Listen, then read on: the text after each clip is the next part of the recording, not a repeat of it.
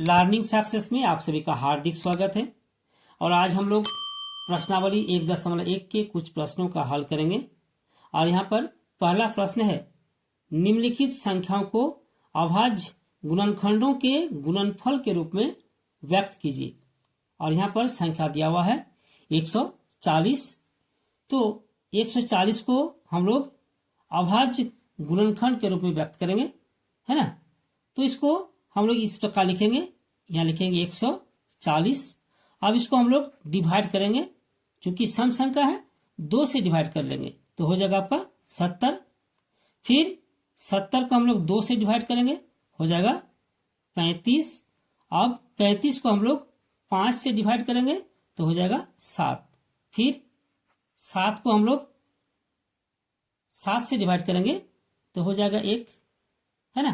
तो यहाँ लिखेंगे अतः 140 बराबर 2 गुना 2 गुना 5 गुना 7। यहाँ लिखेंगे 2 गुना 2 गुना 5 गुना 7। ठीक है, एक को छोड़ देंगे, बराबर कितना हो जाएगा। देखिए 2 बार है, इसलिए यहाँ पर लिखेंगे 2 स्क्वायर गुना 5 गुना 7। ठीक है, और यही हम लोग का आंसर है। ठीक है, अब प्रश्न संख्या 2। प्रश्न संख्या 2 में है 156। तो हम लोग यहां लिखेंगे 156। ठीक है, फिर 2 से डिवाइड करेंगे, चूंकि सम संख्या है तो यहां हो जाएगा आपका 78। ठीक है, फिर इसको 2 से डिवाइड करेंगे, हो जाएगा आपका 39। फिर 3 से डिवाइड करेंगे, हो जाएगा 13। और फिर 13 को हम लोग 13 से डिवाइड करेंगे तो हो जाएगा 1। ठीक है, तो ये लिखेंगे अतः 156 बराबर 2 गुना 3 गुना 13। एक को छोड़ देंगे, ठीक है, 3 गुना 13 बराबर, यहां देखिए 2 बार है, इसलिए यहां लिखेंगे 2 स्क्वायर इंटू 3 इंटू 13। ठीक है, और यही हम लोग का यहां पर आंसर है। अब प्रश्न संख्या 3। यहां पर प्रश्न संख्या 3 है 3825, है ना। तो इसको हम लोग यहां लिखेंगे 3825। अब देखिए यहां पर इकाई अंक में 5 है, तो हम लोग 5 से डिवाइड कर सकते हैं, या तो हम लोग इसको जोड़ लेंगे।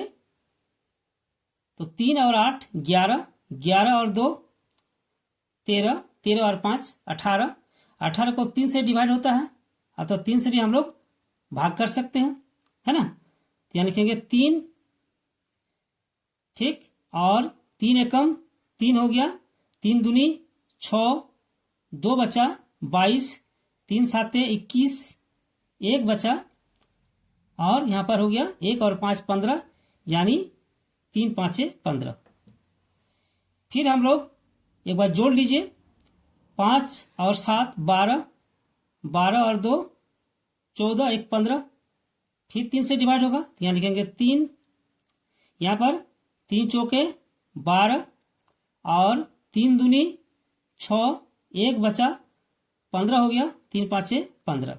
ठीक है, अब हम लोग यहाँ पर 5 से डिवाइड कर लेंगे, 5 8 40, 2 बचा 25, 5 5 25। फिर हम लोग 5 से डिवाइड करेंगे तो यहाँ हो जाएगा 17।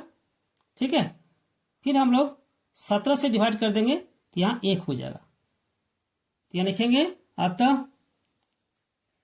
3 8 2 5 बराबर, देखिए यहाँ 3 गुना 3 गुना 5 गुना 5 गुना 17, एक छोड़ देंगे, ये लिखेंगे 3 गुना 3 गुना 5 गुना 5 गुना 17। ठीक है, बराबर 3 देखिए 2 बार है, इसलिए 3 यहां पर स्क्वायर दे देंगे, गुना यहां पर 5 स्क्वायर दे देंगे, और गुना 17। ठीक है, और यही हम लोग का यहां पर आंसर है। ठीक है, अब प्रश्न संख्या 4। अब देखिए यहां पर प्रश्न संख्या 4, इसमें है 5005, है ना। तो इसका गुणनखंड निकालना है, तो यहां पर लिखेंगे फिर 5000, 5 इकाई अंक में 5 है तो इसको 5 से डिवाइड करेंगे तो हो जाएगा आपका 1001। ठीक है, फिर इसको हम लोग 7 से डिवाइड करेंगे। यहां देखिए 7 एकम 7 हो गया, 3 बचा 30 हो गया, तो 4 7 28, 2 बचा 21 हो गया, है ना, 3 7 21। फिर यहाँ पर हम लोग 11 से डिवाइड करेंगे और 11 को 13 से गुना करने से 143 होता है, तो यहाँ लिखेंगे 13। ठीक है, अब यहाँ छोड़ देंगे तो भी चलेगा और 13 से डिवाइड करके 1 करेंगे तो भी चलेगा। ठीक है, तो हम लोग यहाँ पर एक बार फिर चला देते हैं 13 से, और 13 यहाँ पर 1 दे देंगे। ठीक है, तो यहाँ लिखेंगे अतः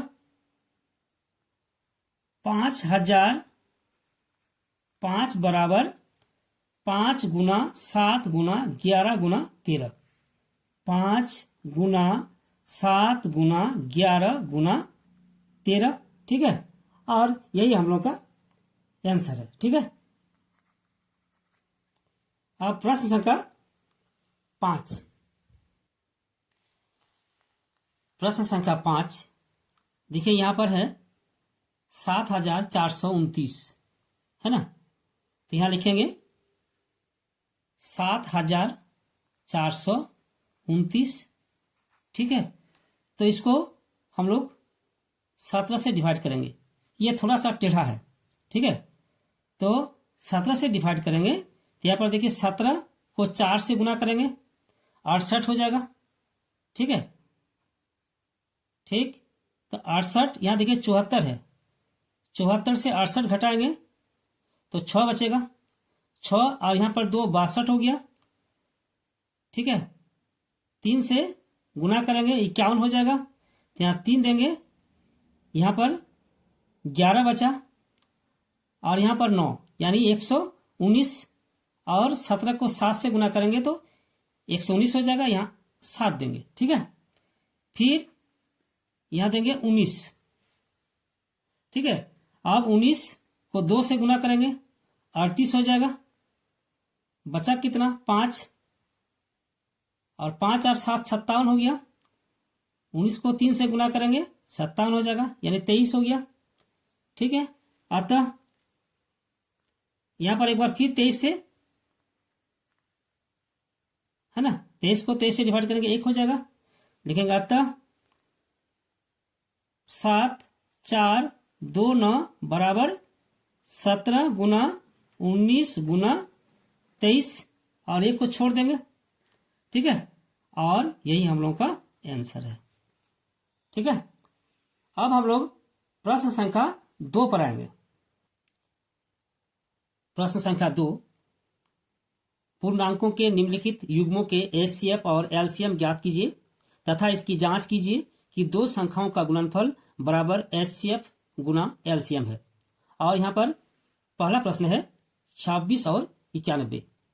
तो यहां पर दिखा देना है कि 26 और 91 का एचसीएफ गुना एलसीएम बराबर 26 गुना 91। ठीक है, तो हम लोग यहां पर लिख लेंगे 26 बराबर कितना होता है, अगर इसको हम लोग तोड़ेंगे यानी गुणनखंड निकालेंगे तो 2 गुना 13। ठीक है, और 91 बराबर आपका हो जाएगा 7 गुना 13। ठीक है, अब हम लिखेंगे एचसीएफ किसका 26 और 91 का, यानी 26, 91 बराबर, यहां पर जो उभयनिष्ठ होगा, यहां पर उभयनिष्ठ देख सकते हैं 13 है, बराबर 13 हो गया, यानी 26 और 91 का एचसीएफ बराबर 13।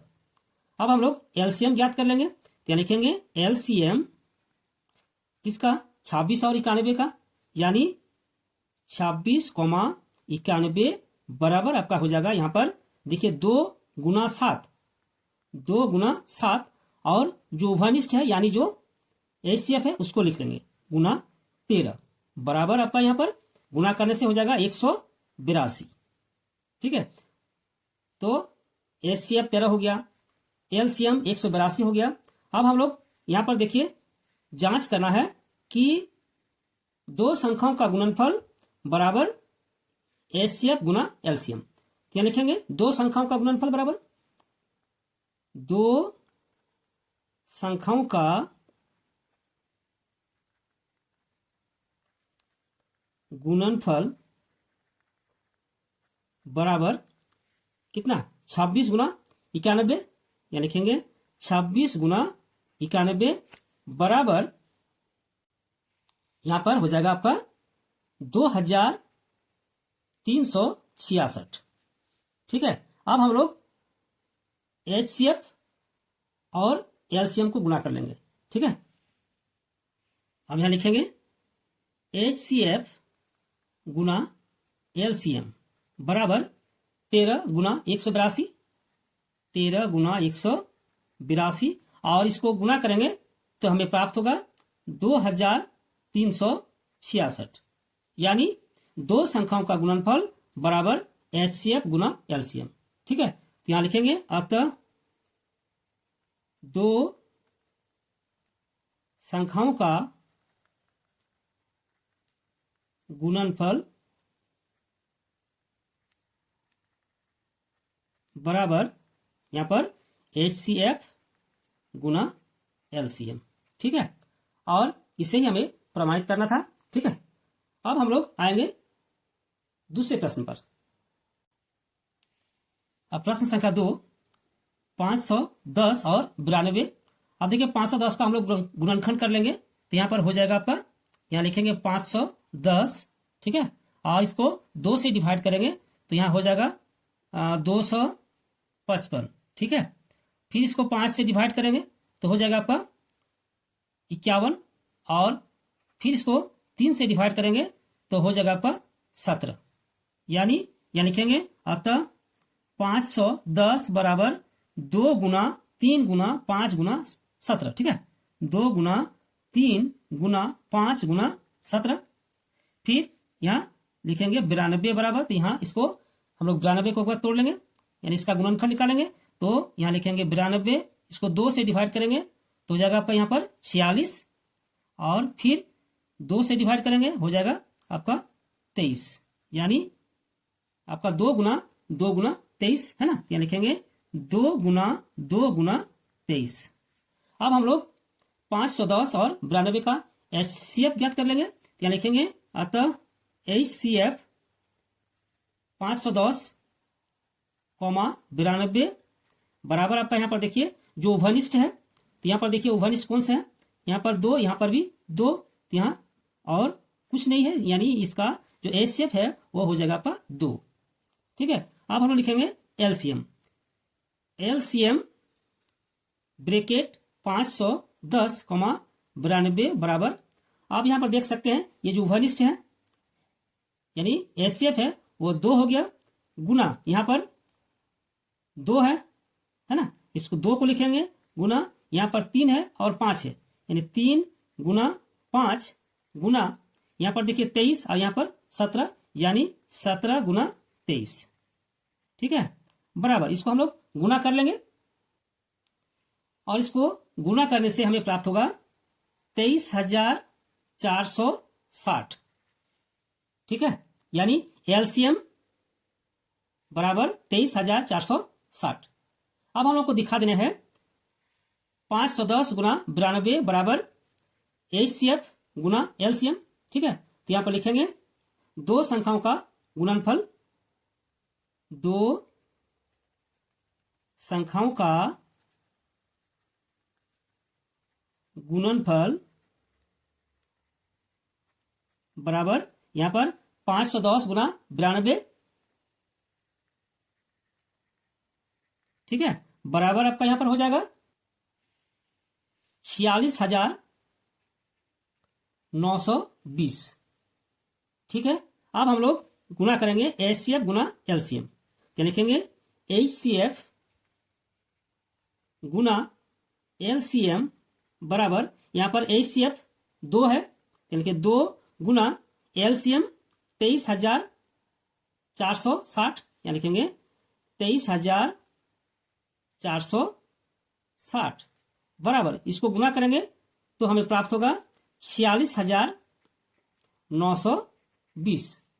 ठीक है, अब यहां पर देख सकते हैं दो संख्याओं का गुणनफल बराबर एचसीएफ गुना एलसीएम, चूंकि दोनों बराबर है तो यहां पर लिख देंगे, लिखेंगे अतः दो संख्याओं का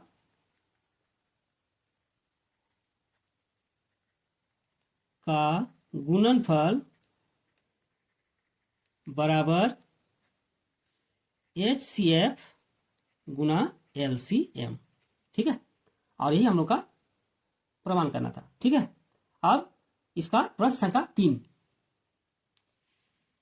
प्रश्न संख्या 3 यहां पर देखिए 336 और 54, तो हम लोग 336 का गुणनखंड निकाल लेंगे। तो यहां पर लिखेंगे 336 2 से डिवाइड करेंगे तो यहां पर हो जाएगा आपका 168।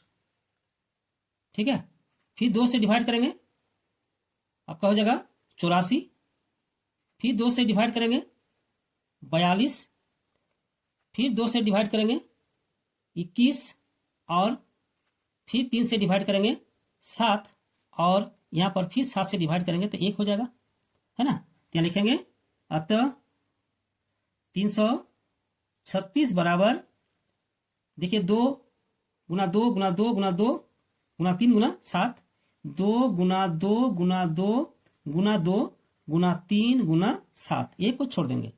ठीक है, अब 54 है, यहां पर 54 का निकाल लेंगे, 2 से डिवाइड करेंगे 27 हो जाएगा, फिर 3 से डिवाइड करेंगे 9 हो जाएगा, फिर 3 से डिवाइड करेंगे यहाँ 3 हो जाएगा और फिर यहाँ 3 से डिवाइड करेंगे तो 1 हो जाएगा, यानी 2 गुना 3 गुना 3 गुना 3, है ना। तो लिखेंगे 54 बराबर 2 गुना 3 गुना 3 गुना 3।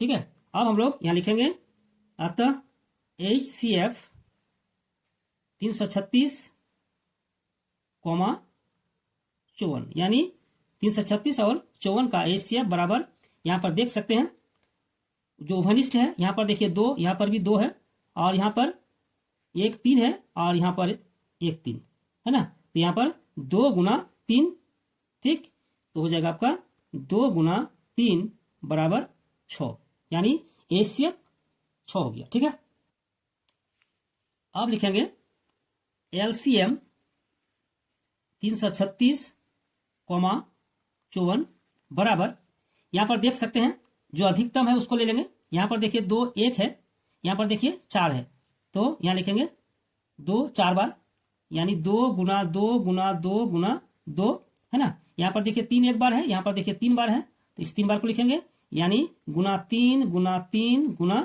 3 और यहां पर गुना 7। ठीक है, बराबर इसको गुना करेंगे तो आपका हो जाएगा 3024। ठीक है, यानी HCF 6 और LCM 3024। अब हम लोग दो संख्या जो है 336 और 54 को गुना कर लेंगे और एक बार HCF और LCM को गुना कर लेंगे। ठीक है, अगर दोनों बराबर है तो हम लोग दिखा सकते हैं कि दो संख्याओं का गुणनफल बराबर HCF गुना LCM। ठीक है, तो यहां लिखेंगे दो संख्याओं का गुणनफल, दो संख्याओं का गुणनफल बराबर यहां पर 336 गुना 54। अब इसको हम लोग गुना कर लेंगे और गुना करने से हमें प्राप्त होगा 18,144। ठीक है, और उसी तरह लिखेंगे HCF गुना LCM, यानी HCF किसका 336 और 54 का और LCM 336 और 54 का दोनों का गुना कर लेंगे। यहाँ पर देखिए HCF बराबर 6, यहाँ लिखेंगे 6 गुना LCM 3024, यहाँ लिखेंगे 3024 और इसको अगर हम लोग गुना करेंगे तो हमें प्राप्त होगा 18,144, अर्थात दोनों ही परिस्थिति में समान प्राप्त होता है ना। अतः हम लोग कह सकते हैं कि दो संख्याओं का गुणनफल बराबर HCF गुना LCM। ठीक है, अतः वर्ग यहां पर लिख लेंगे। अतः दो संख्याओं का